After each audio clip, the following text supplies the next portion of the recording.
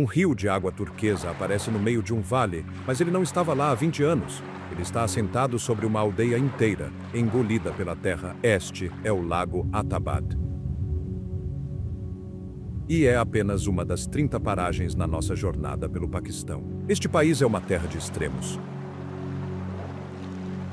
Desde o campo de polo mais alto da Terra, até minas feitas de sal rosa puro. Vamos observar os lugares populares, mas vamos vê-los através de uma lente diferente. Uma que revela os seus mistérios ocultos e verdades inacreditáveis escondido na região de Gilgit-Baltistan. O Vale do Hunza é como entrar numa pintura. Veja bem. Este não é um vale qualquer. É uma rede de campos verdes e ensocalcos que cultivam batata, trigo e cevada.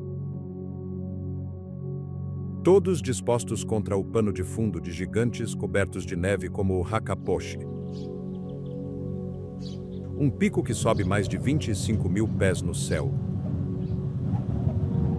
O vale está pontilhado de pequenas aldeias, onde casas de pedra são construídas nas encostas, e o ar é tão limpo que parece um mundo diferente. O rio Hunza, de um azul pálido e leitoso devido ao sedimento glacial, corta o vale. Para os viajantes, este é um paraíso. Pode-se encontrar pousadas como o Serena Inn, que oferecem vistas deslumbrantes diretamente da sua janela, ou hotéis menores, geridos por famílias que proporcionam um verdadeiro sabor da vida local. Mas aqui está o pormenor. O Vale do Hunza é famoso por um mistério.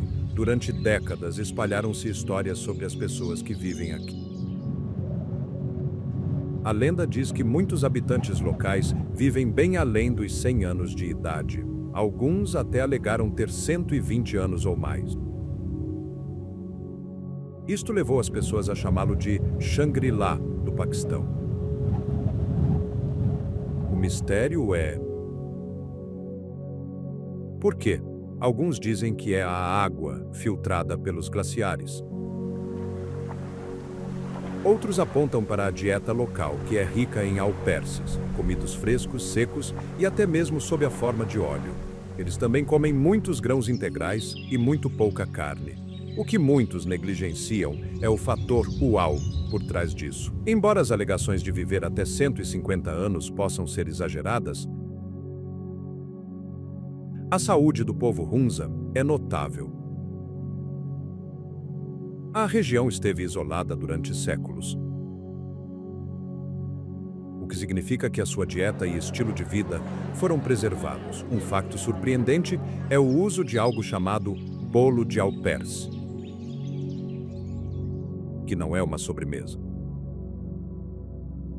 É um bloco prensado de alperces secos usado como comida de viagem. Eles também têm uma especialidade local chamada bolo de noz, que é uma sobremesa densa e doce, perfeita após uma longa caminhada. A culinária local é toda sobre ser substancial. Pode experimentar gyaling, um pão simples, ou diramfiti, um pão feito especial com óleo de alperce e manteiga. O vale guarda segredos para uma vida longa, mas a nossa próxima paragem guarda os ecos de imperadores numa cidade de milhões. Viajamos para sul,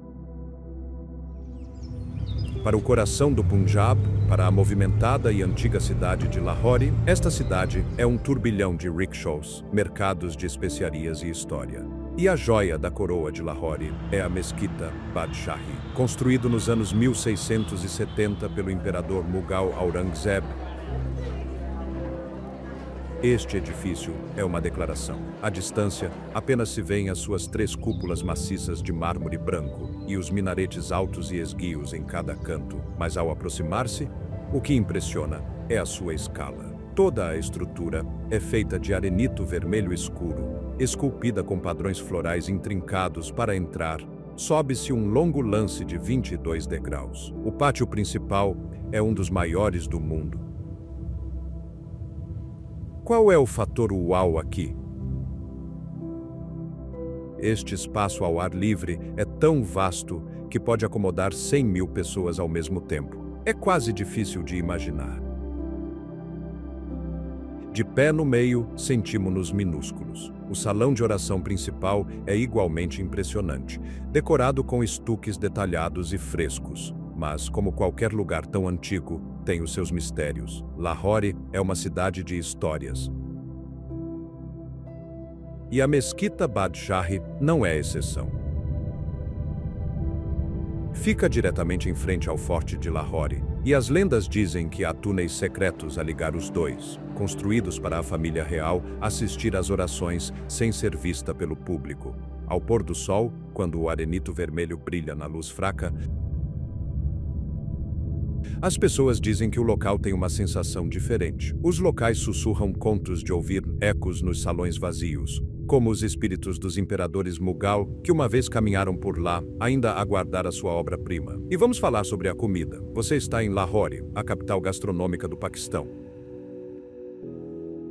Mesmo em frente à mesquita está a famosa Rua da Comida, Food Street, onde pode comer como um imperador. O prato obrigatório é o nihari. Este é um guisado rico, cozido lentamente, geralmente feito com carne de vaca ou cordeiro, cozinhado em lume brando durante a noite com tutano até que a carne fique incrivelmente tenra. É servido com uma cesta de pão naan fresco e quente. É o pequeno almoço punjabi perfeito. Esta mesquita era um símbolo do poder antigo, mas a nossa próxima paragem é um símbolo do novo poder, com uma forma que nunca viu. Agora dirigimos-nos para a capital, Islamabad. Esta é uma cidade completamente diferente de Lahore. É mais nova, mais verde e disposta numa grelha organizada aninhada no sopé das colinas Margala verdes. A mesquita Faisal domina o horizonte. O problema é que, quando se imagina uma mesquita, provavelmente se imagina cúpulas e arcos, não aqui. A mesquita Faisal parece uma tenda gigante, branca e futurista. Foi projetada para ser isso, uma tenda beduína enraizada na tradição do deserto, mas construída com betão moderno e mármore. Foi projetada por um arquiteto turco, Vedat Dalokay,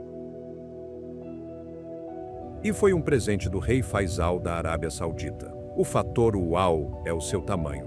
O salão de oração principal é uma única sala maciça, sem quaisquer colunas de suporte, cobrindo uma área de mais de 50.000 pés quadrados. Pode acomodar 10.000 pessoas no seu interior, enquanto os pátios exteriores podem acomodar dezenas de milhares mais. Os seus 4 minaretes, cada um com quase 300 pés de altura, têm a forma de lápide. O mistério aqui não é sobre fantasmas, mas sobre o seu design. Quando foi construída pela primeira vez nos anos 1980, foi muito controversa. Muitas pessoas não gostaram que lhe faltasse uma cúpula tradicional, mas os habitantes locais em Islamabad, especialmente aqueles que caminham nos jardins circundantes, falam sobre a estranha sensação de... Há rumores de pessoas a ter visões profundas, quase proféticas, enquanto meditam nos jardins. É um edifício moderno que parece ter uma alma antiga. Quando se está em Islamabad, a comida é uma mistura de todos os sabores do Paquistão. Mas para uma refeição perfeita, após visitar a mesquita numa noite fria, deve-se experimentar halim. Este é um guisado espesso e rico, feito de trigo, cevada, lentilhas e carne. Tudo cozinhado lentamente durante horas, até se tornar uma única pasta suave. É saboroso, substancial e um verdadeiro conforto alimentar. Esta maravilha moderna alcança o céu, mas a nossa próxima paragem é uma fortaleza construída para manter o mundo afastado. Voltamos a Lahore, porque mesmo em frente à mesquita Badshahi, está outro patrimônio mundial da Unesco. O Forte de Lahore, conhecido localmente como Shahi Qila.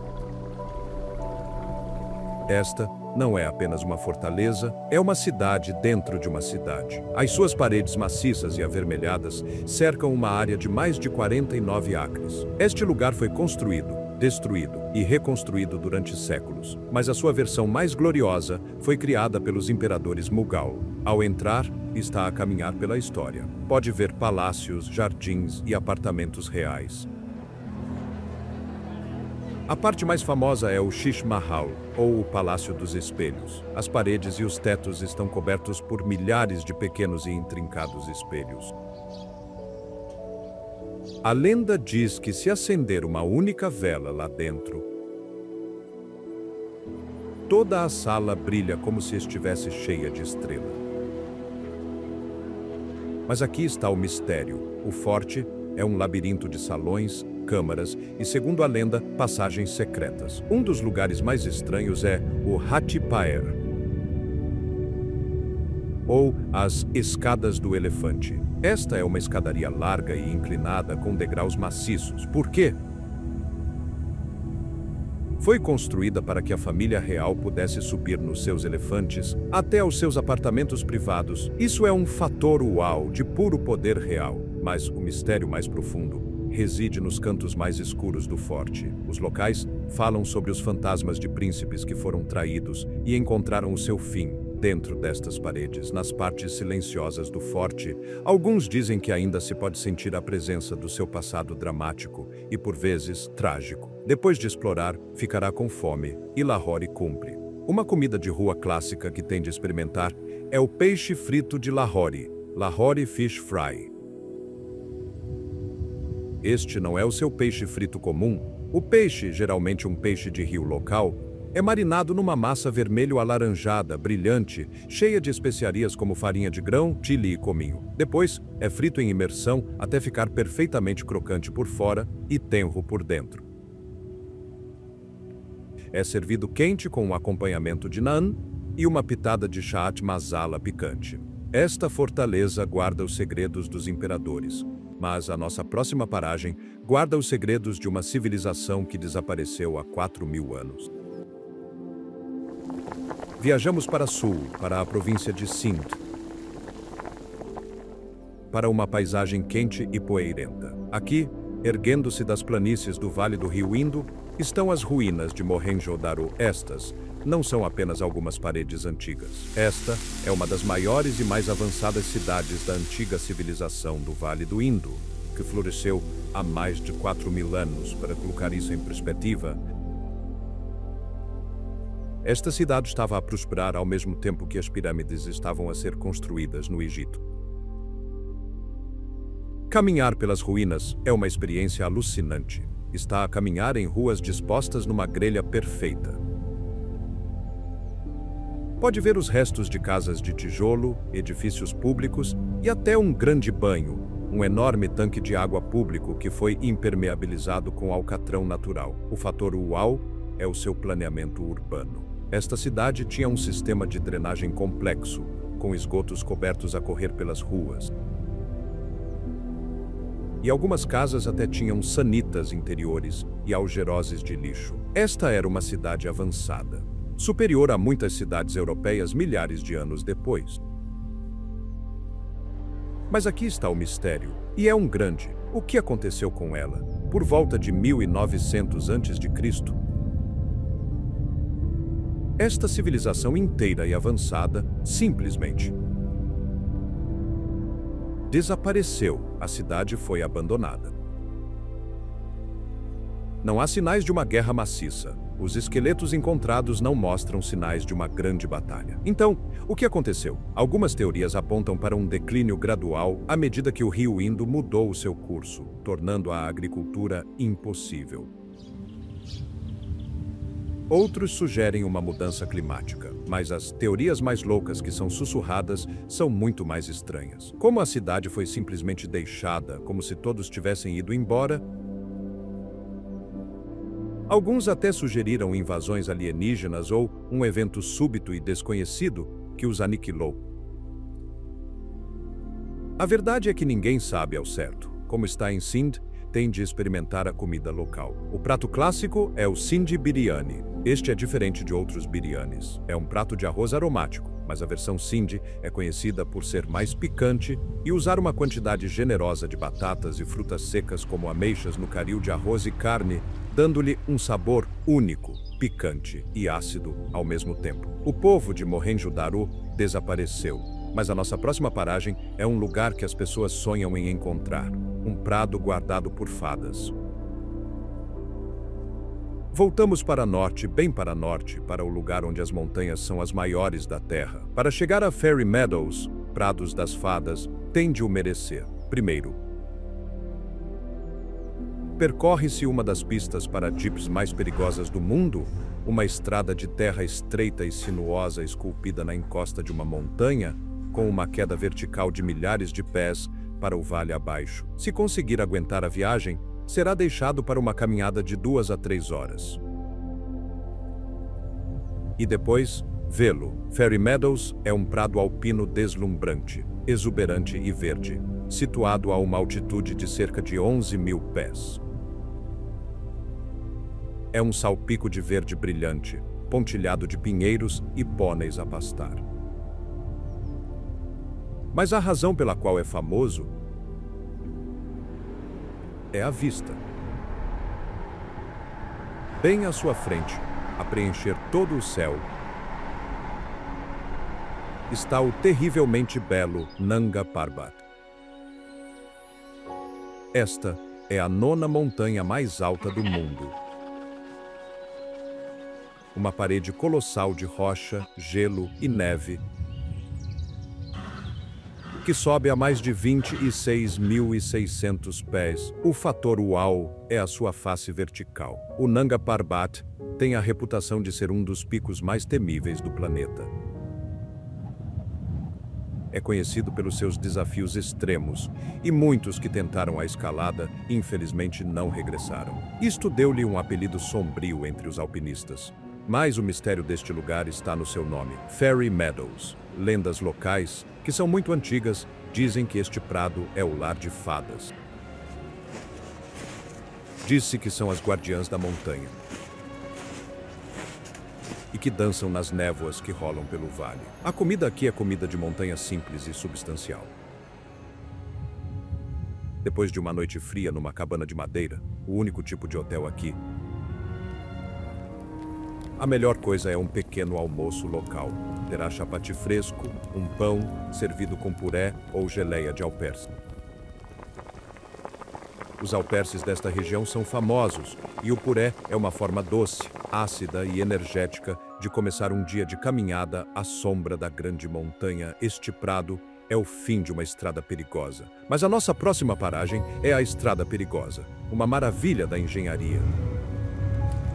Não é um lugar, mas uma jornada. A rodovia de Karakoram, ou KKKH, é frequentemente chamada de a 8ª maravilha do mundo. Esta é uma autoestrada de 2 faixas que serpenteia por mais de 800 milhas, ligando o Paquistão à China. Mas o fato é que ela corta diretamente a cordilheira de Karakoram, lar de alguns dos picos mais altos da Terra. Esta é uma das estradas internacionais pavimentadas mais altas do mundo, atingindo uma altitude de mais de 15.300 pés no passo de Khunjerab. O fator uau é a engenharia. Demorou 20 anos a ser construída, abrindo caminho através de rocha sólida e fazendo pontes sobre desfiladeiros profundos. Mais de 20.000 trabalhadores do Paquistão e da China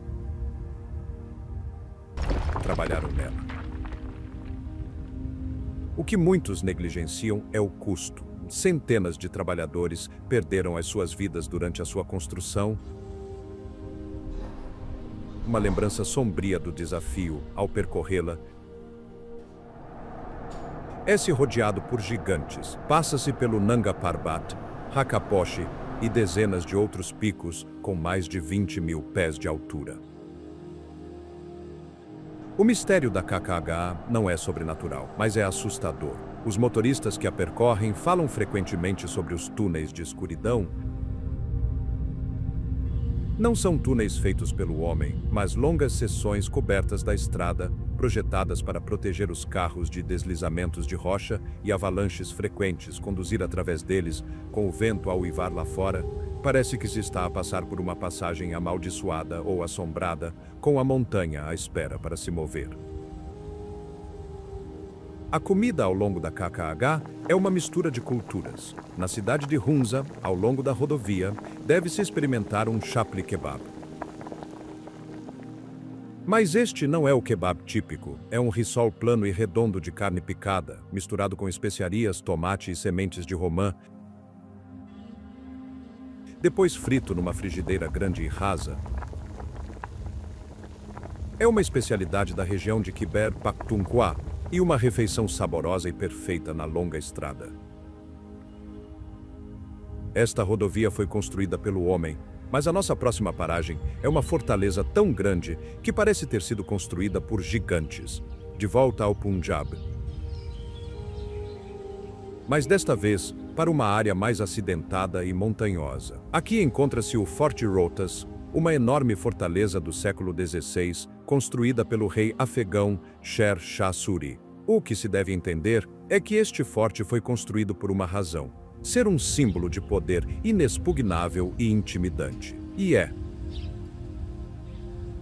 As muralhas exteriores do forte são um fator uau por si só. Elas estendem-se por quase 2,5 milhas, têm até 40 pés de altura e 30 pés de espessura em alguns locais. E são pontuadas por 12 portões maciços e 68 baluartes. Esta fortaleza é tão enorme que encerra uma pequena cidade. Demorou 10 anos e 70 mil trabalhadores para a construir. É uma obra-prima da arquitetura militar, projetada para resistir a um longo cerco, com as suas próprias fontes de água e uma grande mesquita. Mas aqui está o mistério. Apesar da sua incrível força, o forte tem uma sensação estranha e tranquila. É um patrimônio mundial da Unesco, mas não é tão movimentado como o Forte de Lahore. Ao caminhar pelos seus palácios reais em ruínas e ao longo das suas muralhas maciças, sente-se um silêncio misterioso. Guias locais e visitantes relatam frequentemente ouvir sussurros no vento, como as vozes dos soldados afegãos que guarneceram este lugar pela primeira vez. É como se o forte ainda estivesse à espera de uma batalha que nunca chegou, e os espíritos dos seus primeiros defensores ainda estivessem em patrulha. A comida nesta parte do Punjab é rústica e substancial. Depois de um dia a explorar a enorme fortaleza, vai querer algo que corresponda à sua escala. A refeição perfeita é sadji. Este é um prato da província vizinha do Baluchistão, mais popular aqui. Envolve um cordeiro ou frango inteiro, marinado em especiarias muito simples, principalmente sal, e depois assado lentamente sobre fogo aberto em espetos. O resultado é uma carne incrivelmente tenra, fumada e saborosa, geralmente servida com arroz ou um pão grosso e quente, chamado roti. Esta fortaleza é um monumento aos soldados, mas a nossa próxima paragem é uma cidade dedicada a santos, um lugar de túmulos coloridos. Viajamos para sul no Punjab, para uma das cidades mais antigas do sul da Ásia, Multan. Esta cidade é ancestral e é conhecida por um nome muito específico, a Cidade dos Santos. Por quê? Porque Multan tem sido um centro para o sufismo, um ramo místico do Islã, por mais de 1000 anos. A cidade está repleta de centenas de mausoléus e santuários coloridos e deslumbrantes. O mais famoso é o mausoléu de Shah Rukn e Alam, um túmulo octogonal maciço de 3 níveis, construído nos anos 1300. É coberto por intrincados azulejos azuis e brancos. E a sua cúpula é uma das maiores do mundo. É um fator uau de devoção. A cidade em si é um labirinto de bazares antigo, onde se pode comprar cerâmica, tapetes e o famoso bordado de Multan. O mistério de Multan está diretamente ligado à sua natureza espiritual. Com tantos túmulos, não é de surpreender que a cidade esteja cheia de histórias de fantasmas. O mais famoso é o fantasma de Multan, um espírito que se diz assombrar a área em redor do mausoléu principal. Mas o verdadeiro mistério para os historiadores é o número puro de santos, mais de 100 mil, que se diz estarem enterrados aqui. É uma cidade construída em camadas e camadas de história e devoção. E os locais tratam os seus locais sagrados com um respeito profundo e palpável. Mas Multan também é famosa por outra coisa, um doce. Não se pode e não se deve deixar Multan sem experimentar Sohan Halwa. Esta não é uma sobremesa tipo gelatina, é uma guloseima densa, rica e nutty, com nozes, frutos secos. É feita fervendo uma mistura de leite, açúcar e farinha de milho durante horas até engrossar, adicionando depois ghee, que é manteiga clarificada, açafrão e nozes como amêndoas e pistácios. É vendida em latas decorativas e brilhantes, e é uma lembrança famosa, pegajosa e deliciosa. Esta cidade é famosa pelos seus santos. Mas o nosso próximo destino é famoso por um jogo de reis, jogado no teto do mundo. Vamos subir muito. De volta a Gilgit-Baltistan para o Passo Shandur. Este passo liga as regiões de Gilgit e Chitral. E no topo, a uma altitude de tirar o fôlego de mais de 12.100 pés, está o campo de polo de Shandur. Este é, muito simplesmente, o campo de polo mais alto da Terra. É um fator uau que é difícil de assimilar. Praticar qualquer desporto a esta altitude, onde o ar é incrivelmente rarefeito, é um desafio sério, tanto para os jogadores quanto para os cavalos. Este não é o polo refinado e gentil. Este é o polo estilo livre, da forma como era originalmente jogado. As regras são poucas, e o jogo é rápido, selvagem e duro. Todos os anos, em julho, realiza-se o Festival de Polo de Shandur. Equipas de Gilgit e Chitral encontram-se para a sua disputa anual. Milhares de pessoas, desde tribos locais a turistas internacionais, viajam durante dias e acampam numa enorme aldeia de tendas para assistir ao festival de 3 dias. O mistério aqui está ligado ao próprio jogo. O jogo é jogado num campo acidentado e irregular. Os locais dizem que o lugar não está isento dos seus espíritos nas névoas que podem surgir rapidamente a essa altitude. Alguns alegaram ver as figuras fantasmagóricas de cavaleiros do passado ainda a galopar pelo campo, a jogar um jogo que nunca acaba. É um lugar onde a linha entre o presente e o passado parece muito, muito tênue. A comida no festival é substancial e festiva. Está-se em território de Khyber Pakhtunkhwa, ou KPK, então a comida é robusta. Um favorito do festival é o Kabuli Pulao. Este é um prato de arroz aromático. Mas, ao contrário do biryani, não é picante. É um prato mais suave e doce, com o arroz cozido num caldo com cordeiro ou frango. E depois coberto com cenouras e passas doces e caramelizadas. É uma refeição festiva e reconfortante, adequada para o jogo dos reis. Este jogo é jogado acima das nuvens, mas a nossa próxima paragem leva-nos para as profundezas da terra. Voltamos ao Punjab, no sopé da Cordilheira do Sal. Aqui encontra-se a mina de sal de Kevra. E é um lugar que o deixará maravilhado. Esta é a segunda maior mina de sal do mundo e é antiga. Qual é o mistério? A sua descoberta. A lenda diz que a mina não foi descoberta por humanos, mas por animais. Quando o exército de Alexandre, o Grande, passou por aqui em 326 a.C., os seus cavalos pararam e começaram a lamber as pedras. Os soldados, vendo isto, experimentaram as rochas e descobriram o sal. Mas o fator uau é o que está lá dentro.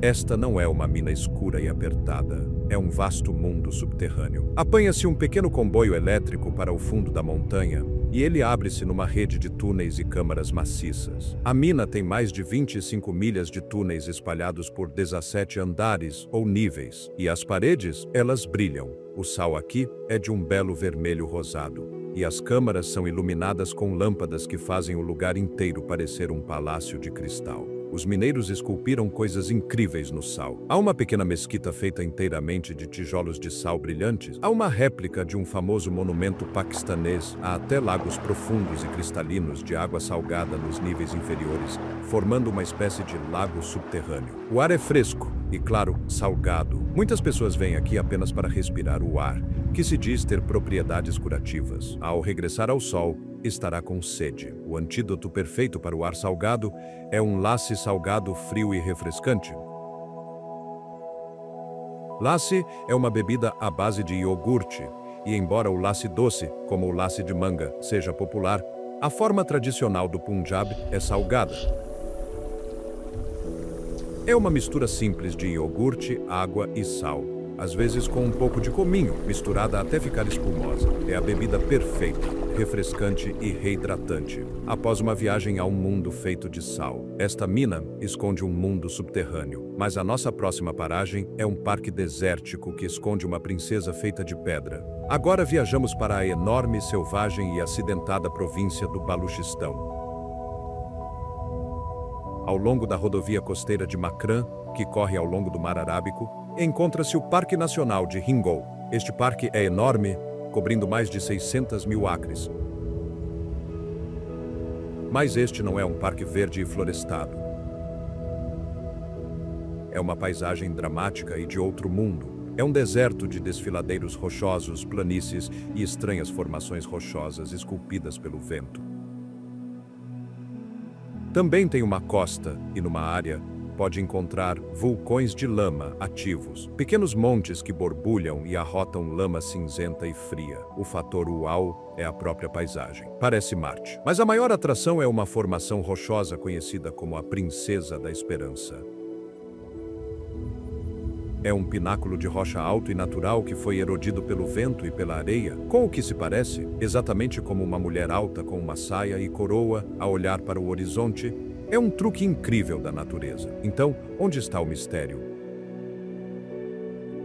Como é que obteve o seu nome? Aqui está o facto selvagem. Foi nomeada pela atriz de Hollywood Angelina Jolie.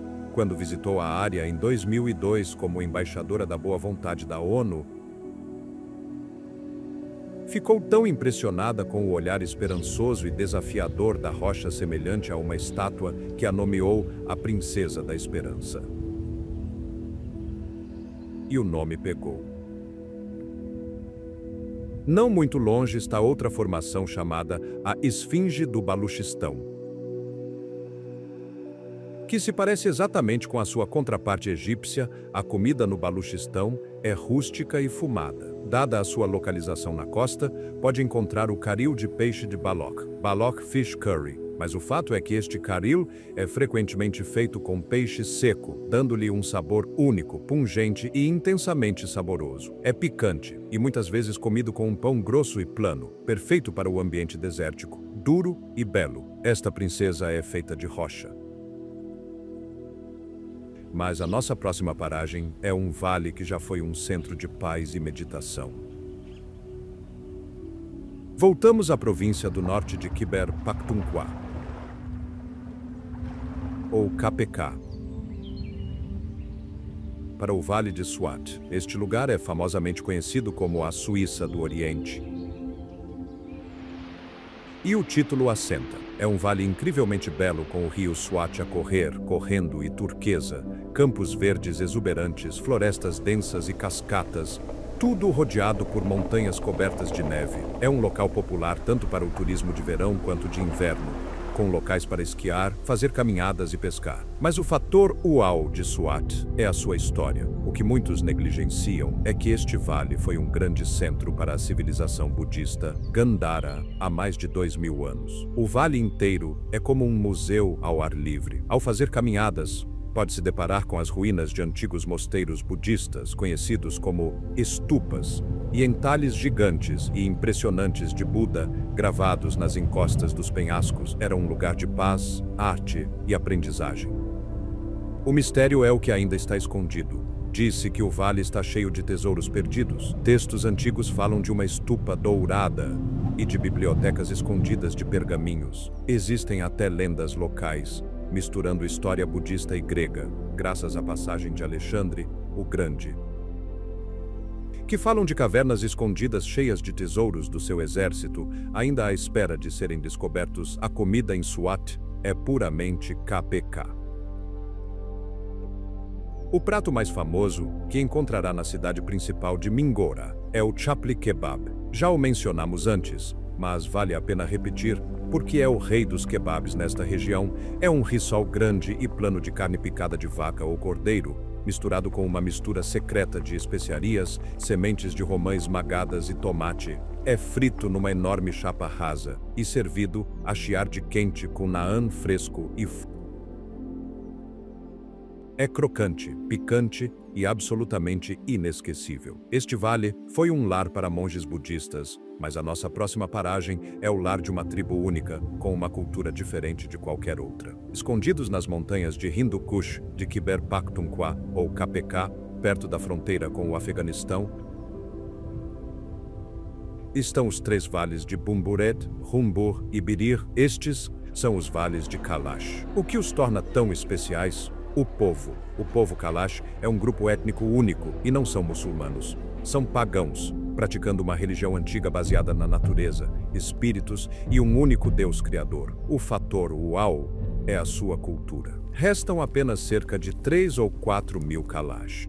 Eles parecem diferentes, com muitos a ter pele mais clara e, por vezes, olhos azuis ou verdes. As suas mulheres usam vestidos pretos deslumbrantes, brilhantes e intrinsecamente bordados, adornados com contas coloridas, e grandes e elaborados cocares são famosas pelos seus festivais vibrantes, como Yoshi, na primavera, que envolvem dança, canto e um vinho único, feito localmente. E é aí que reside o mistério. Quem são os Kalash? A sua origem é um enigma. A teoria mais popular e romântica é que são os descendentes diretos do exército de Alexandre o Grande, uma patrulha perdida de soldados gregos que se estabeleceu nestes vales há mais de 2000 anos.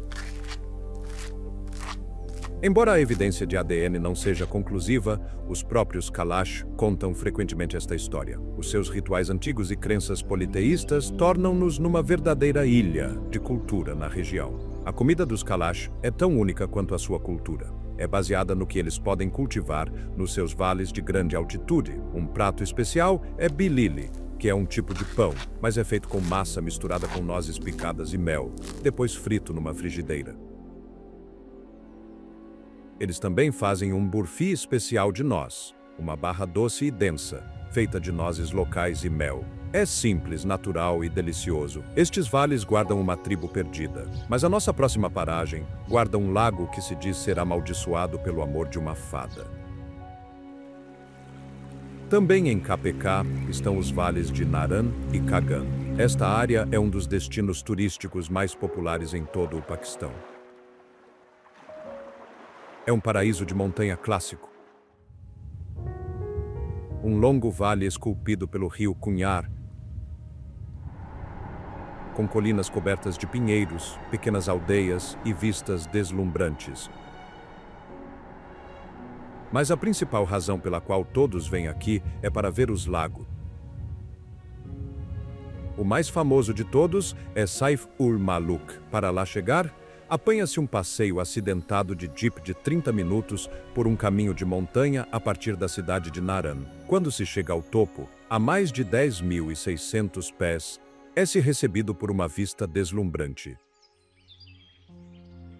É um lago alpino intocado, de um azul profundo, rodeado por uma bacia de glaciares e picos recortados num dia claro.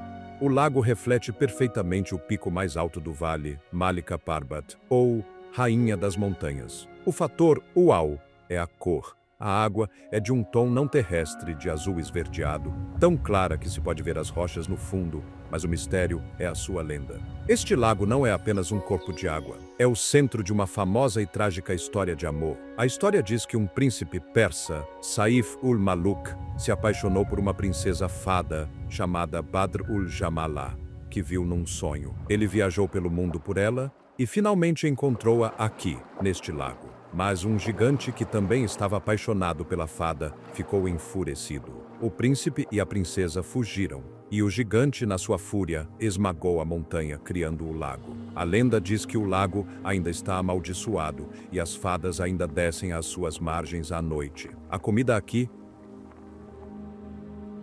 toda sobre uma coisa: truta de água doce. Os rios e lagos em Kagan estão cheios de trutas. Todos os restaurantes em Naran a servem da mesma forma, fresca do rio, marinada em especiarias e grelhada ou frita no local. Comer truta grelhada fresca nas margens do rio Kunyar é uma experiência clássica de viagem paquistanesa. Este lago guarda uma trágica história de amor, mas o nosso próximo vale é um paraíso de água turquesa com uma história mais recente e trágica própria. Na região de Azad Cachemira, um lugar de beleza deslumbrante e frequentemente disputada, encontra-se o Vale de Nelum. É um vale longo, em forma de arco, com mais de 120 milhas de comprimento, com o rio Nelum azul turquesa e brilhante a correr através dele. Este é um lugar de beleza quase agressiva. As colinas estão cobertas de florestas tão densas que parecem verde escuras, e o vale é o lar de cascatas, riachos claros e pequenas e pitorescas aldeias. O fator uau de Nelum é a pura concentração de beleza. Num vale, há mais de 50 picos cobertos de neve e glaciares. É um sonho para caminhantes e fotógrafos. Mas a beleza do vale esconde uma história sombria. Fica mesmo na linha de controlo que separa as partes de Caxemira, administradas pelo Paquistão e pela Índia. Durante anos, foi um lugar de conflito. É aqui que entra o mistério. Pontilhadas ao longo do vale estão aldeias fantasma. Estas são aldeias que foram evacuadas durante os tempos de forte bombardeamento. As casas, e por vezes até as mesquitas, ainda estão de pé, mas estão vazias. Explorá-las é uma experiência assustadora. Um poderoso lembrete do passado conturbado da região. Os locais sussurram histórias de ouvir sons das casas vazias à noite. Como se os espíritos das aldeias ainda estivessem lá. Depois de um dia a explorar, a maneira perfeita de aquecer é com uma chávena de Kashmiri Chai. Este não é o seu chá normal. É de uma bela cor rosa cremosa. É feito com folhas de chá especiais, bicarbonato de sódio, que reage para criar a cor, leite e sal. Sim, sal. É frequentemente servido coberto com pistácios e amêndoas esmagadas. É uma bebida quente, aromática e surpreendentemente saborosa, que é o sabor característico de Caxemira. A beleza deste vale é inegável, mas a nossa próxima paragem é um conjunto de colinas que vigiam toda a cidade capital. As colinas Magala são uma cadeia de colinas do sopé dos Himalaias que formam a fronteira norte de Islamabad. Elas são o quintal da cidade. Para os residentes da capital, esta é a sua fuga. As colinas são um parque nacional, atravessado por trilhos para caminhadas. Os trilhos mais populares, como o Trilho 3 e o Trilho 5, são íngremes e desafiantes, levando-o através da floresta até pontos de vista que observam toda a cidade extensa. Em forma de grelha, o fator uau é a vida selvagem. O que muitos negligenciam é que este não é apenas um parque. É um espaço selvagem. As colinas são o lar de veados que ladram, javalis, macacos e até uma população protegida de leopardos comuns. Placas nos trilhos alertam os caminhantes para estarem atentos, adicionando um toque emocionante ao seu passeio. Mas o mistério é mais antigo. Nas profundezas das colinas, na rocha calcária, existem inúmeras cavernas. Algumas destas cavernas, como as de Shah Ladita, mostram sinais de vida humana antiga. Existem petróglifos e marcações nas rochas que se dizem ter milhares de anos, de monges budistas que usavam estas cavernas para meditação. Existem até lendas de túneis escondidos nas colinas, embora nunca tenham sido encontrados. Depois de uma longa caminhada, a melhor recompensa é uma refeição num dos restaurantes no topo, num lugar chamado Pir Sohawa. O mais famoso é Monal, mas para um verdadeiro snack de comida de rua, é preciso experimentar pakoras. Estes são um snack clássico paquistanês, especialmente quando chove. São fritters feitos de vegetais como batatas, cebolas e espinafres, mergulhados numa massa picante de farinha de grão e fritos em imersão até ficarem dourados e crocantes. São servidos quentes com um chutney picante e são a guloseima crocante, saborosa e perfeita. Estas colinas escondem cavernas antigas. Mas a nossa próxima paragem é uma cidade inteira de ruínas de um mundo antigo e erudito. A uma curta distância de carro de Islamabad, na província de Punjab, encontra-se a antiga cidade de Taxila. Esta não é apenas uma ruína, é um fator uau da história. Taxila foi uma das cidades mais importantes na antiga Rota da Seda. Por mais de 1000 anos, foi uma encruzilhada de culturas, onde as civilizações persa, grega e indiana se encontraram. O local é enorme, uma coleção de diferentes ruínas, mosteiros e estupas espalhadas por uma vasta área. Mas a parte mais incrível é a cidade de Sirkap. Esta foi uma cidade construída pelos reis greco-bactrianos que governavam a área após Alexandre o Grande. Pode-se caminhar pela sua rua principal e ver as fundações de casas, lojas e templos que misturam estilos arquitetônicos gregos e indianos. Taxila também foi o lar do que alguns consideram uma das primeiras universidades do mundo, atraindo acadêmicos de toda a Ásia há mais de 2000 anos. O mistério de Taxila é o de conhecimento perdido e tesouro perdido. Como um grande centro budista, dizia-se que guardava relíquias e estátuas de valor incalculável. Quando a cidade foi finalmente destruída pelos hunos brancos, os seus tesouros foram escondidos ou perdidos. Lendas e textos antigos falam de um tesouro perdido de Buda,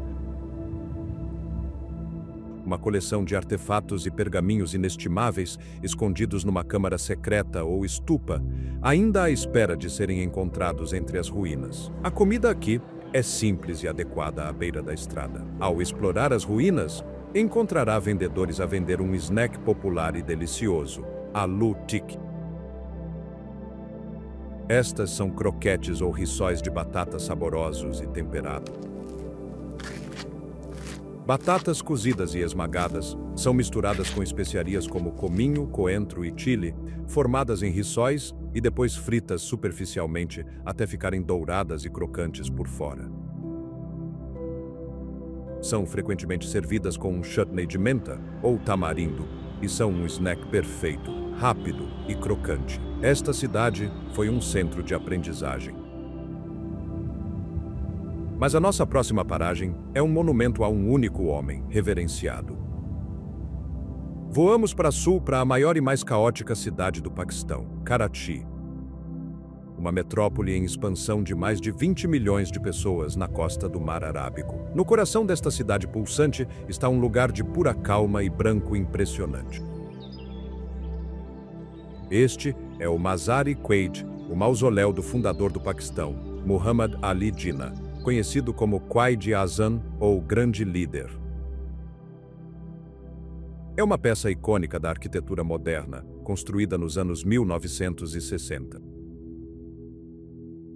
É um cubo simples e poderoso de mármore branco puro, encimado por um impressionante arco mourisco curvo. O fator uau é o seu design. Fica numa plataforma elevada no meio de um parque de 53 hectares. Disposto numa grelha perfeita à noite, é iluminado por holofotes potentes e parece flutuar sobre a cidade. No interior, o próprio túmulo é vigiado por uma guarda de honra militar e o ar é silencioso e respeitoso. O mistério aqui é moderno, nascido da reverência. O túmulo é um símbolo nacional. E as pessoas tratam-no com admiração. Guardas de segurança e visitantes relatam ocorrências estranhas em noites de lua cheia. Alegam que as luzes dentro da câmara do túmulo, que geralmente são mantidas escuras, às vezes brilham mais sozinhas. É provável que seja uma peculiaridade elétrica, mas muitos preferem vê-lo como um sinal do espírito duradouro do fundador a vigiar a nação. Está em Karachi. E isso significa que tem de comer Karachi biryani. É diferente da versão Sindhi. O biryani estilo Karachi é conhecido pelo seu tempero e calor. Usa muitas malaguetas verdes. E é famoso por incluir batatas, um ponto de debate nacional, e por vezes um ovo cozido ao lado da carne tenra e do arroz perfumado de cor açafrão. É o prato de assinatura da cidade. Este túmulo é o centro calmo da cidade. Mas a nossa próxima paragem é a margem caótica, animada e assombrada da cidade. Ainda em Karachi, dirigimos-nos para a praia mais famosa e mais visitada do país. A Praia de Clifton. Esta é uma praia larga e arenosa no Mar Arábico e é o principal espaço público da cidade para recreação. Esta não é uma praia tranquila e isolada. É um lugar animado e movimentado, especialmente ao pôr do sol. A praia está cheia de famílias, vendedores de comida e os famosos passeios de camelo e cavalo. Por uma pequena taxa, pode andar num camelo coloridamente decorado, mesmo à beira da água. O fator uau é a atmosfera, é um carnaval. Pode-se ver navios à espera de entrar no movimentado porto e os novos e modernos arranha-céus do bairro mais caro de Karachi estão mesmo atrás. É um lugar onde todos os diversos milhões da cidade se reúnem para sentir a brisa do mar. Mas esta praia e as suas estradas circundantes têm um mistério famoso e arrepiante. É a lenda da noiva de Karsaz.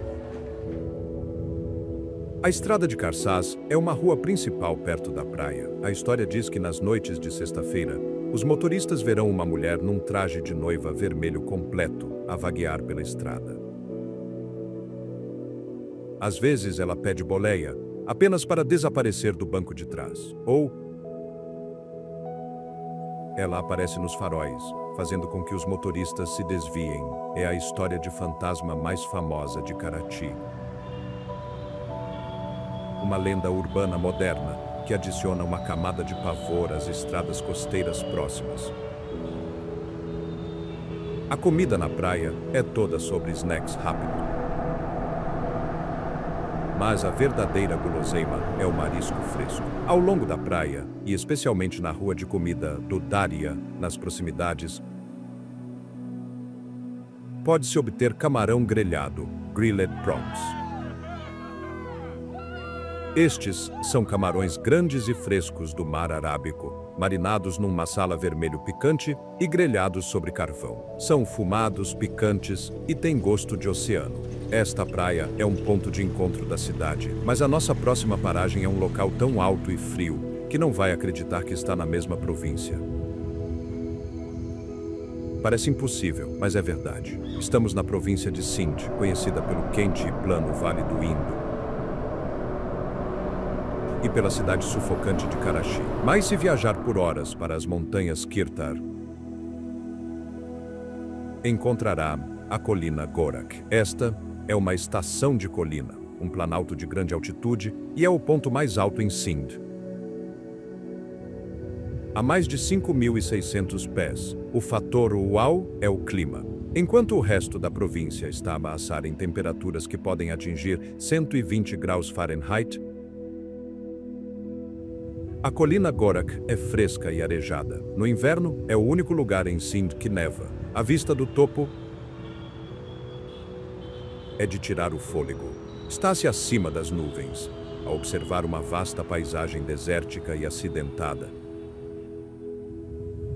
Parece que se está no topo do mundo. O mistério está no seu nome. É nomeado após um santo hindu medieval, Goraknath,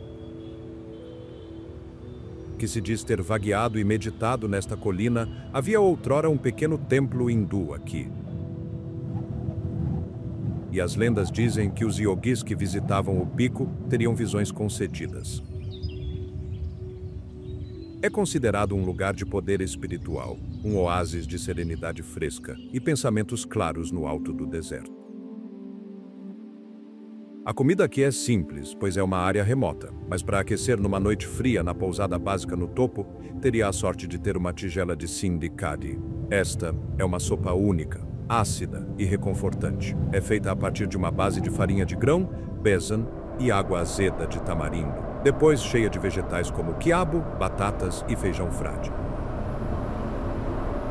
É um prato caldoso, azedo e picante, que é puro conforto. Esta colina é um oásis fresco, mas a nossa próxima paragem é uma casa de montanha fresca com um ex-residente muito famoso. Mudamos-nos para o Baluchistão, não para a costa desértica, mas para as montanhas perto da cidade de Quetta.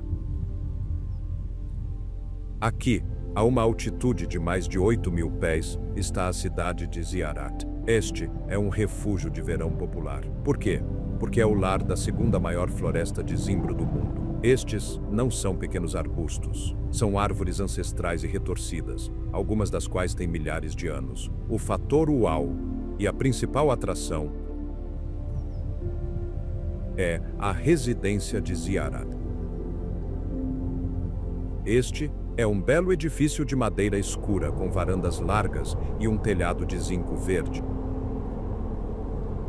Foi construído em 1892 pelos britânicos.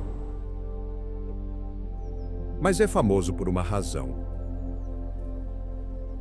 Foi aqui que o fundador do Paquistão, Muhammad Ali Jinnah, passou os seus últimos dias. Ele veio para cá em 1948. Esperando que o ar fresco, limpo e com cheiro a pinho ajudasse a sua saúde debilitada. O edifício é agora um monumento nacional perfeitamente preservado, mas guarda um mistério. Os guias e cuidadores locais, que são profundamente respeitosos com o local, falam sobre a árvore que sussurra. Existe um zimbro ancestral na propriedade, com mais de 700 anos de idade. As pessoas afirmam que em noites tranquilas, se ficar perto dela, é possível ouvir sons de sussurros, não vozes, mas um estranho sussurro suspirante, que dizem ser a própria árvore ancestral, guardando os segredos de tudo o que viu, incluindo os pensamentos finais do fundador da nação. A comida nesta parte do Baluchistão, toda sobre o assado. O prato mais famoso que encontrará em Ziyarat Quetta é o balokh sadji. Já o mencionamos antes, mas é o prato de assinatura de toda a província. É um cordeiro inteiro, ou grandes pedaços de frango, simplesmente marinados, espetados e assados muito lentamente sobre as brasas de uma fogueira. É servido com arroz ou um grande pedaço de naan. É fumado, suculento e um verdadeiro banquete. Este lugar é um memorial tranquilo, mas a nossa próxima paragem é uma passagem rochosa e perigosa que viu a marcha de exército. Ainda no Baluchistão, o Passo de Bolan é um trecho de cerca de 55 milhas de desfiladeiros rochosos e vales estreitos. Durante séculos, este passo foi uma das únicas maneiras de passar dos planaltos elevados da Ásia Central para as planícies do subcontinente indiano. Foi uma ligação vital na Rota da Seda e, assim como o mais famoso Passo de Khyber, também foi uma importante rota de invasão. O fator uau é a paisagem pura e acidentada. Está-se a conduzir no fundo de um desfiladeiro maciço, com falésias secas e imponentes a erguerem-se em ambos os lados. Um rio, o rio Bolan, corre por ele, mas é frequentemente apenas um pequeno riacho. A verdadeira maravilha é a ferrovia. Uma linha ferroviária construída pelos britânicos ainda percorre o passo, agarrando-se aos lados dos penhascos e desaparecendo em túneis. É um feito de engenharia que parece impossível. O mistério do Passo de Bolan é o mistério de todas as grandes e antigas estradas. É um lugar de fantasmas. Durante milhares de anos, caravanas de mercadores, tribos nômadas e exércitos invasores viajaram por este caminho. Muitos não conseguiram. O passo é conhecido por tempestades súbitas e violentas. Locais e viajantes contam histórias há gerações sobre ouvir os sons de exércitos a marchar na calada da noite, ou ver as formas fantasmagóricas de caravanas perdidas. Os seus camelos ainda a caminhar lentamente pelas rochas, à procura de um caminho que já não existe. A comida do passo é a comida dos viajantes, simples, portátil e de alta energia. Um pão nômada tradicional que se pode encontrar é o kak. Este é um pão ázimo muito duro. É frequentemente cozido envolvendo a massa em torno de uma pedra quente e colocando-a nas brasas de uma fogueira. Não é macio, mas é feito para durar semanas.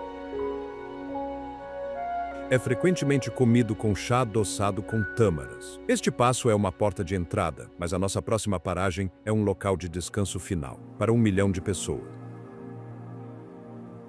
Voltamos a Sindh, perto da cidade de Tata. Aqui, numa colina baixa, está um fator uau, que é verdadeiramente impressionante. Esta é a necrópole de Makli, um dos maiores locais funerários do mundo. Não é um cemitério, é uma cidade dos mortos.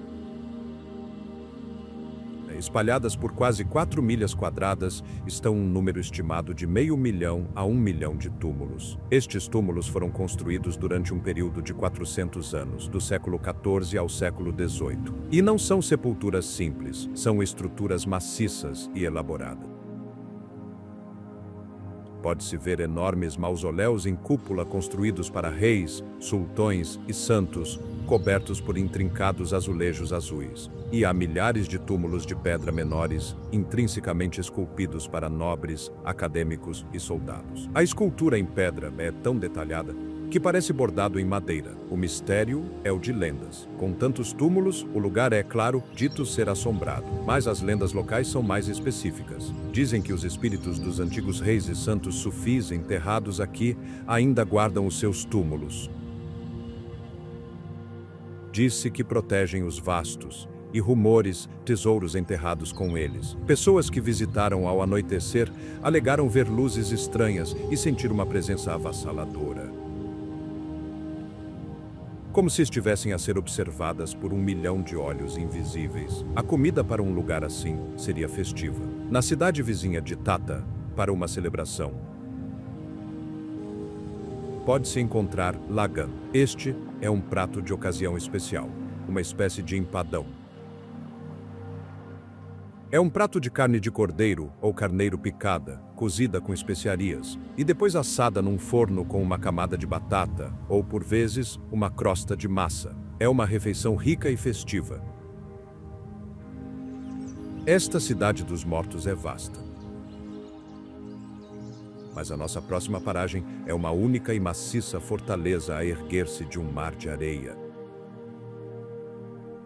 Estamos no coração do deserto de Cholistan, em Punjab, e então é visível. Aparece no horizonte, não como uma ruína, mas como uma fortaleza completa e assustadoramente grande. Este é o Forte Derawar.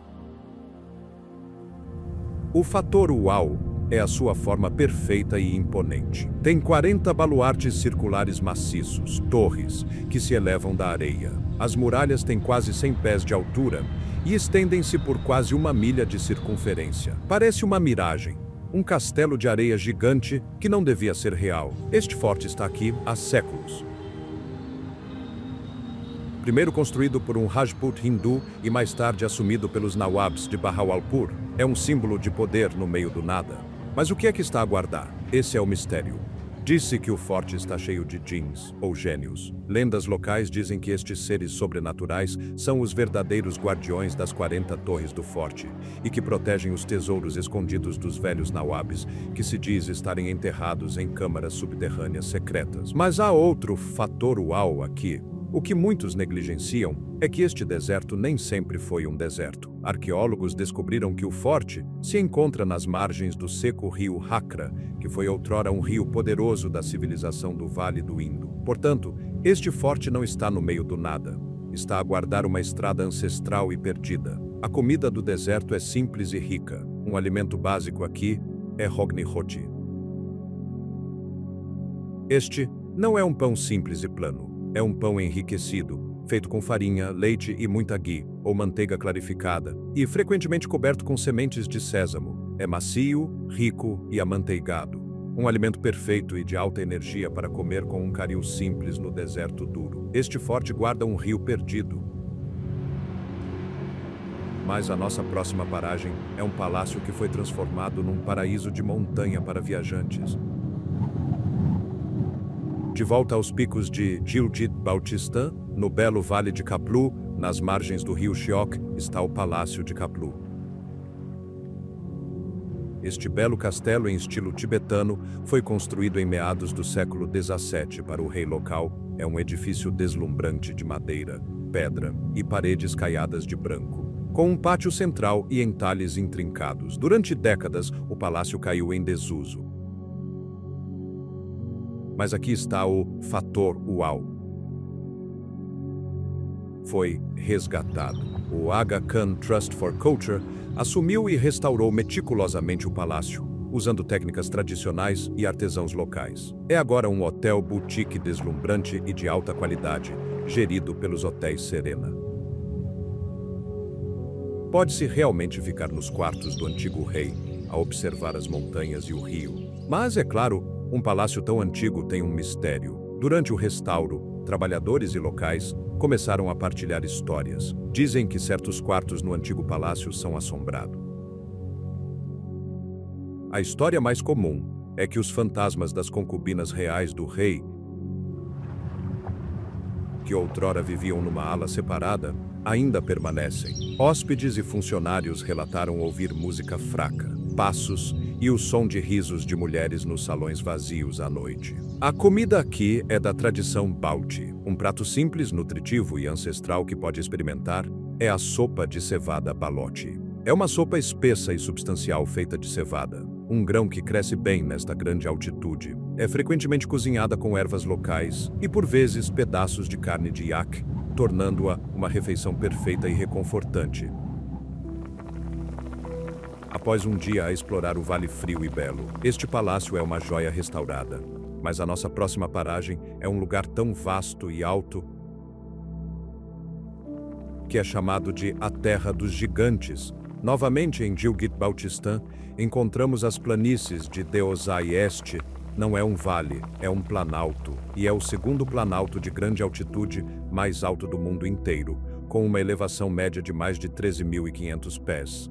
Este fator uau é difícil de compreender. É uma vasta planície ondulante e sem árvores, que é maior do que muitas cidades. Durante a maior parte do ano, está enterrada sob neve profunda, mas no verão transforma-se. Durante alguns meses curtos, a neve derrete e toda a planície irrompe num tapete de milhões de pequenas e coloridas flores silvestres. É uma visão inacreditável. Mas Deosai é mais famoso pela sua vida selvagem. Este é um dos últimos santuários para o urso pardo dos Himalaias, criticamente em perigo.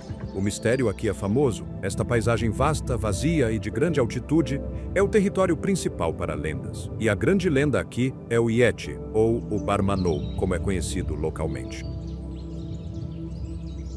Durante gerações, locais e exploradores relataram ter visto pegadas gigantes e semelhantes a macacos na neve a derreter. Esta Terra dos Gigantes é um dos hotspots mundiais para avistamentos de Yeti, um mistério tão vasto quanto as próprias planícies. A comida em Deosai é o que se levar consigo, mas a bebida local, que se pode obter nas cidades próximas, é um salva-vidas nesta altitude. É um chá de mel feito com ervas locais. O mel é das flores silvestres da região e o chá é quente, doce e dá uma explosão de energia muito necessária no ar rarefeito e frio. Esta terra é o lar de ursos e lendas.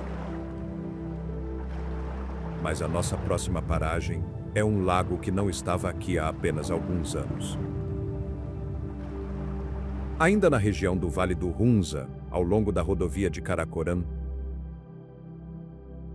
está um lago que é um dos mais bonitos de todo o Paquistão.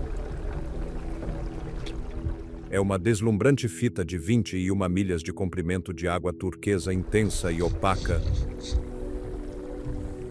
que alguma vez se viu. No verão, as pessoas vão andar de barco e caiaque na sua superfície azul brilhante, rodeadas por montanhas rochosas e austeras. Mas aqui está o fator uau e o mistério. Tudo num só. Este lago não existia antes de 2010. Foi criado por um desastre.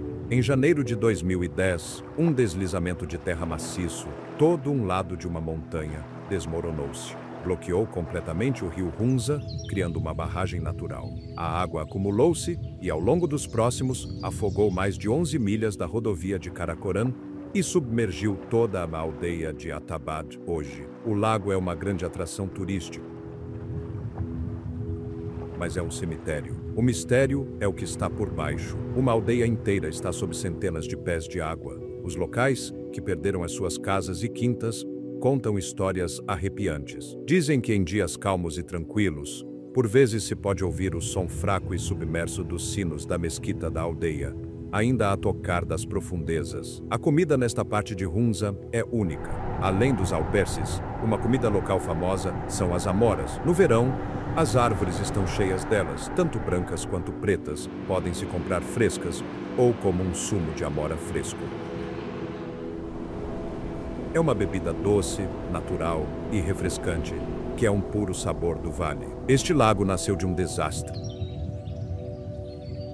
Mas o nosso próximo lago é uma joia escondida que parece mudar a sua cor. No remoto e incrivelmente belo Vale de Gizeh, ainda em Gilgit-Baltistan, está o Lago Pender. Este não é um lugar onde simplesmente se tropeça. Chegar aqui significa viajar em estradas que são esculpidas nas próprias encostas das montanhas. Estradas que são mais como trilhas ásperas e sinuosas do que rodovias. Passa-se por aldeias minúsculas e ancestrais que parecem congeladas no tempo. O ar fica mais limpo, o mundo fica mais silencioso. E então é visível.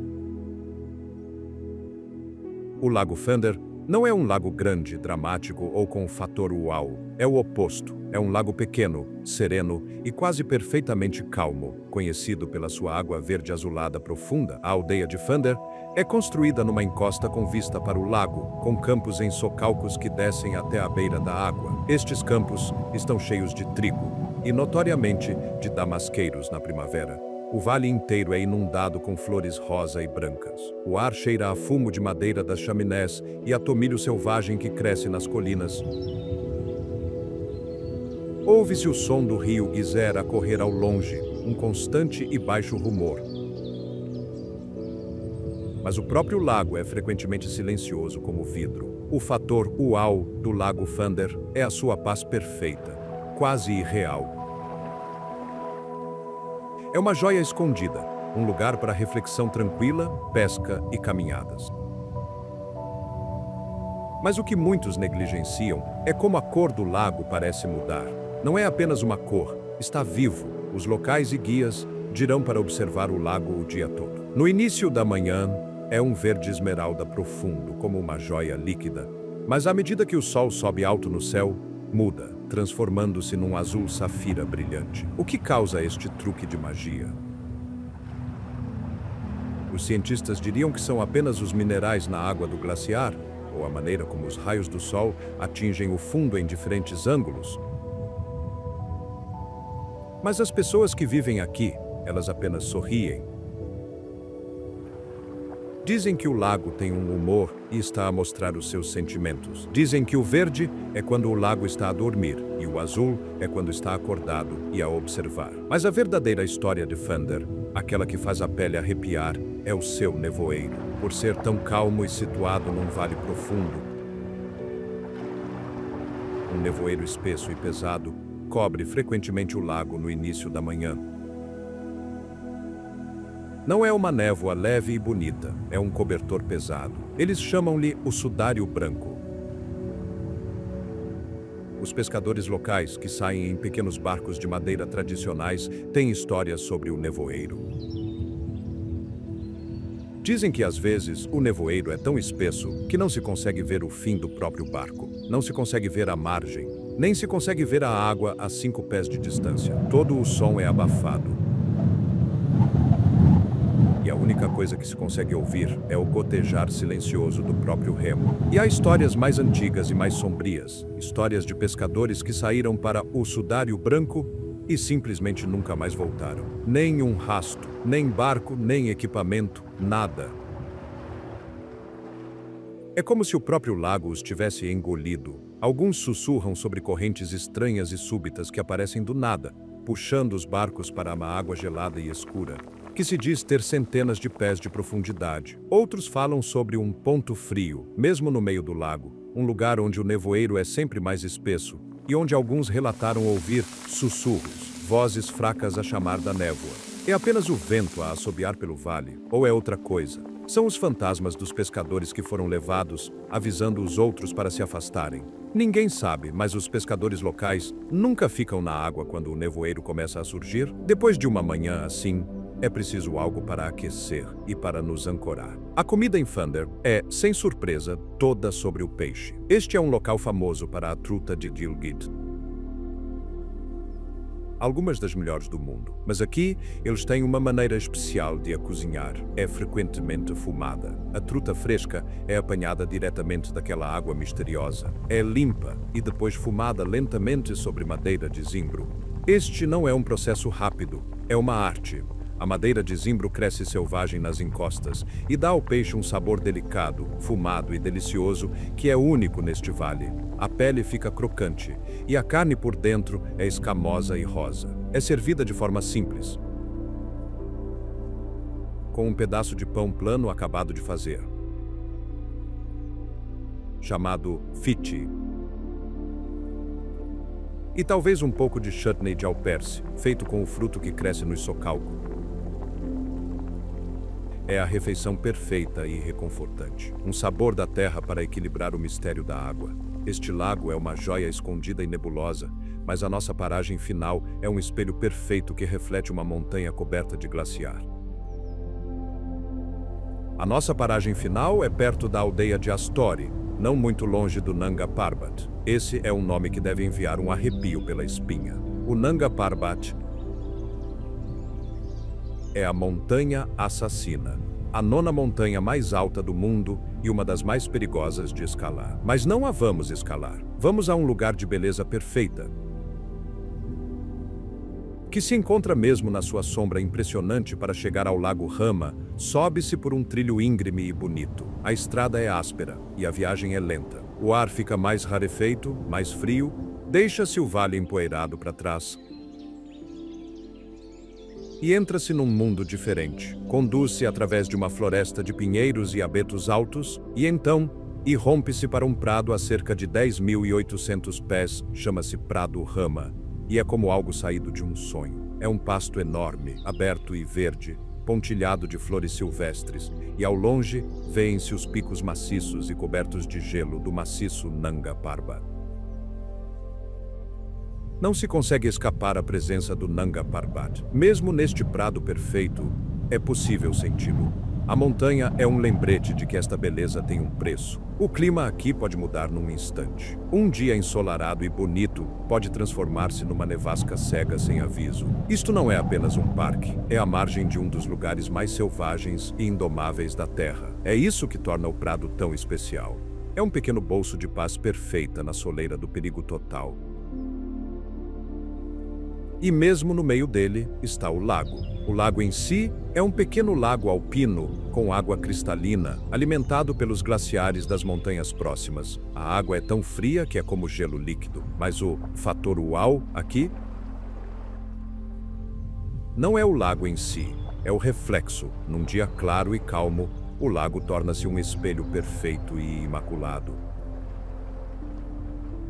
Não é apenas um reflexo, é como uma porta para outro mundo. Reflete os picos cobertos de neve e glaciares que o rodeiam. O reflexo é tão claro, tão perfeito, que se poderia confundir o lago com o céu. É uma das oportunidades fotográficas mais bonitas e perfeitas em todo o país. Ao nascer do sol, quando a primeira luz atinge os picos, eles ficam rosa brilhante. E o lago mostra esse rosa imaculado como uma pintura criada por um mestre. Mas a beleza aqui é tão poderosa que tem um lado negro. O mistério é a sua lenda. A beleza do lugar é tão profunda, tão avassaladora, que inspirou uma lenda local. A história diz que um rei ancestral, por vezes chamado Rei Feroz, ficou tão hipnotizado pela beleza do lago e do seu prado que acreditou ser um pedaço do céu na terra. Ele não estava apenas feliz por visitar, ficou obcecado. Ele começou a passar todo o seu tempo lá, ignorando os seus deveres, o seu povo e a sua família. Construiu uma pequena plataforma de observação de pedra. Alguns locais dizem que ainda se podem encontrar as ruínas, se souber onde procurar. Sentava-se lá durante dias, apenas a olhar. Os seus conselheiros imploraram-lhe que regressasse ao seu reino, mas ele recusou. A lenda diz que ele ficou tão perdido na beleza do lago que acabou por sacrificar todo o seu reino e a sua família, apenas para poder ficar e contemplar a sua perfeição para sempre. É uma história de advertência sobre a beleza que é tão perfeita, que é perigosa, e a outra parte mais selvagem da história. Alguns dizem que o espírito do rei ainda está lá, preso. Dizem que se olhar para o reflexo do lago por muito tempo, pode-se ver um rosto a olhar de volta. Um rosto que não é o seu. É o rei a tentar puxá-lo para a sua obsessão. Uma superstição local diz para nunca se olhar para o próprio reflexo no lago Rama ao crepúsculo, pode não gostar de quem ou o que se vê. Depois de ouvir essa história, estará pronto para uma refeição substancial e reconfortante. A comida nesta área remota da montanha destina-se à celebração e à sobrevivência. Um prato que pode encontrar em Astore é mansaf, mas uma versão local. Esta não é comida do dia a dia. É um prato festivo de arroz, cozido num caldo saboroso e ácido, à base de iogurte. Esse caldo é o segredo. É quente, rico e reconfortante. Depois, o arroz é coberto com grandes e tenros pedaços de cordeiro que foram cozinhados lentamente durante horas até se desfazerem do osso. É uma refeição rica, reconfortante e festiva. Um final perfeito para uma longa jornada. E o que se bebe com isto? Um chá quente, salgado e amanteigado, chamado gurgur chai, é feito com manteiga de iaque e sal. E é projetado para dar energia e manter aquecido no ar, rarefeito e frio. É um banquete digno de um rei. Talvez um rei que se lembrou do seu povo, não um que se perdeu para um belo e gelado reflexo. Este palácio é uma joia restaurada. Mas a nossa próxima paragem é uma cidade dos mortos, esculpida em pedra pura. Voamos de volta para sul, perto da movimentada cidade de Karachi. Mesmo fora da cidade, nas planícies planas e empoeiradas de Sindh, encontra-se uma visão que o faz parar. Esta é a necrópole de Chalkand. É um vasto cemitério ancestral. Mas não se parece com nada que se tenha visto. Não há sepulturas simples aqui. Em vez disso, caminha-se por uma floresta de túmulos maciços de arenito amarelo dourado. O fator uau é a escultura. Estes túmulos, construídos entre os séculos XV e XVIII para as tribos locais, são empilhados como pirâmide. Alguns atingindo mais de 15 pés de altura. Mas toda a superfície de cada túmulo é coberta pelas esculturas mais intrincadas, elaboradas e detalhadas que se possa imaginar. Verá padrões geométricos, flores e, o mais incrivelmente, símbolos da pessoa enterrada no interior. Túmulos para homens são esculpidos com imagens de cavalos, espadas e escudos. Túmulos para mulheres são cobertos por esculturas detalhadas de joias como pulseiras, colares e tornozeleiras. É um estilo único, que não se encontra em mais lado nenhum no mundo, mas aqui está o mistério. Quem eram exatamente estas pessoas? E por que desenvolveram este estilo de sepultura único? As esculturas são tão específicas que parecem estar a contar uma história, mas é uma história que já não conseguimos ler. Guias locais e cuidadores tratam o lugar com um respeito quase temeroso. Sussurram que os espíritos dos guerreiros enterrados aqui ainda são ferozmente protetores. Disse que, se visitar ao pôr do sol, quando a pedra amarela brilha a vermelho, por vezes se pode sentir o ar ficar frio, como se os guerreiros ancestrais estivessem a observar, a guardar a sua cidade de pedra dos intrusos. O que pensa? Existe um lugar no mundo que guarda mais segredos? Deixe-nos saber nos comentários. E não se esqueça de gostar e subscrever para mais jornadas no desconhecido.